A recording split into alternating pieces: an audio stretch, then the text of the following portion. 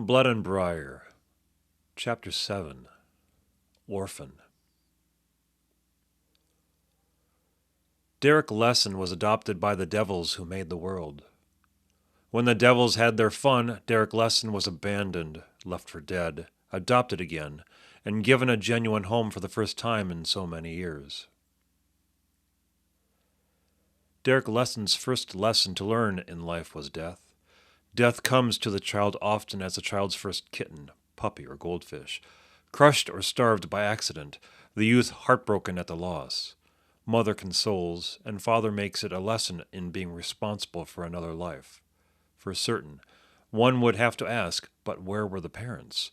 To save the beloved pet before its unfortunate death. But these are the lessons of life. For Derek Lesson, there was no goldfish or kitten or puppy. Derek watched his mother and father die before his eyes.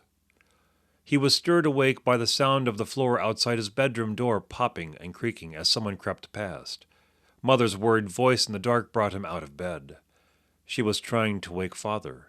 Still focusing on the dark hallway as he slipped out of his room, Derek didn't spot the figures hovering at the door of mother and father's room. They had come in from the street, forcing the sliding glass door. Derek snuck through the bathroom, where there was a door into the main bedroom. He held on to that second door, watching shadows cross over the disjointed glow of the bedroom television, and come upon his terrified mother. Father had just stirred, and she could hardly force a scream. The first knife was brought down on father's chest as he tried to rise. Mother finally broke her silence and cried for Derek to run as she flung herself against the other figure. While father slowly bled to death under the blanket, mother lashed out and kicked. There was that hollow sound of a body being struck, and mother fell still against her attacker. There were no faces, no hands, no voices other than the final pleas from mother, the last of her life fading. The two figures were only shadows floating over the floor, making no sound other than shoes pressing into the carpet as they left the bedroom. They were gone as quickly as they appeared. Derek found the darkest corner of the bathroom and hid. Tears came first from fear.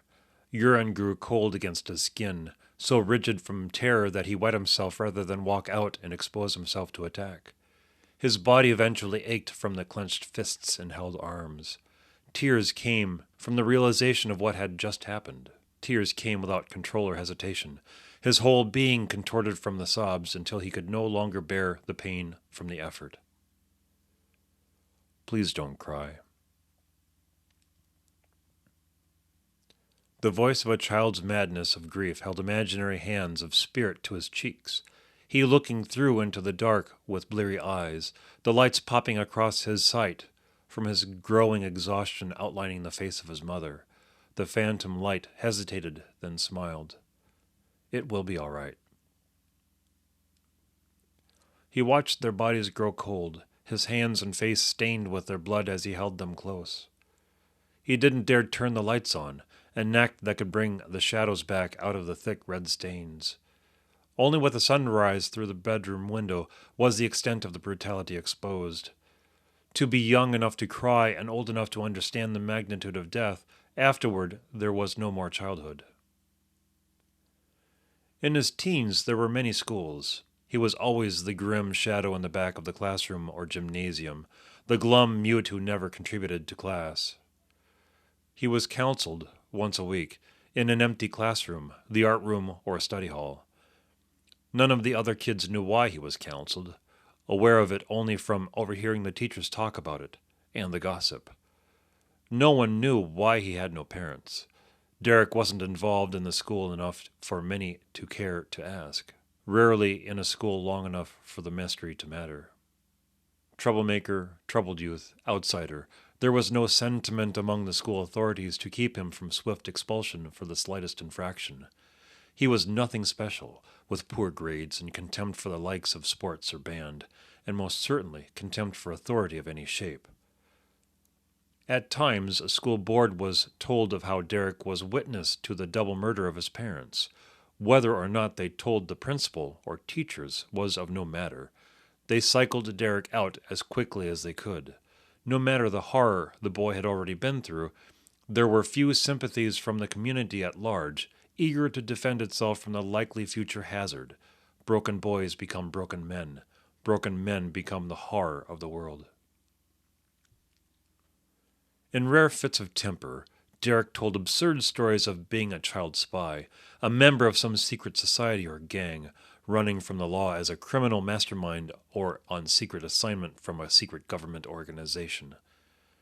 The stories were told with such easy realism that they had to be real, but told with such flair to be impossible for a child to be involved in anyway.